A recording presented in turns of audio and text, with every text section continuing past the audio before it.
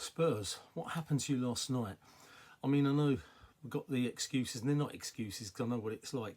That you got the two centre halves and both missing. Massive hole, massive problem for any football team. You know, we've had that problem ourselves at Arsenal, where we had our defence smashed to pieces. But you know what I don't quite understand is you're playing Bournemouth, difficult team to beat at home, not the greatest team in the world. Everybody seems to go there thinking they've got and won. It's not that easy. Spurs, you didn't play players like Porro, you didn't play players like Son. And what's happened to Solanke? He can't seem to hit the back of a bloody bus at the moment. He's just either not playing well, he doesn't look enthusiastic, you're not playing to his strengths. What's going on there? And you're going gung-ho. I mean, you had 70% of the play, you know, I think in the first and the second half. And all Bournemouth did was just block, block, block, block, block.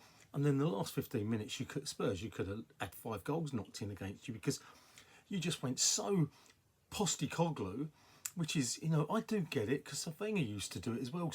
You know, we're down sort of 1-0, we'd stick 5 forwards on. It's like, what the hell's going on? No midfield. Just stick them all up front. That's Postecoglou for you. And seriously, it could have been embarrassing. You know, it really could have, because they missed. If Bournemouth had a good striker up front, you could have gone down big time. Really, I'm not saying that the first half you know, in the first part of the second half you didn't, you know, smash them, but you controlled the game. All they did was stifle, and then they got the one goal, and oh my gosh. And then that last 20 minutes, you just went haywire. What's wrong, Spurs? Seriously. There's Son, his eyes look sort of dead. You know, you've got Postecoglou shaking his head every 5 seconds. You know, you've got players, you know, Maddison just walking off, sort of moaning, complaining all the time. You're 10th in the league now, Spurs. This is no dig. This is nothing Spursy. You got lots of injuries. You know, not as many as Arsenal had this season. So let's get it right. And that's not an Arsenal versus Spurs, but you can't keep blaming all of it on injuries. I think it goes a big way. It does make a big difference.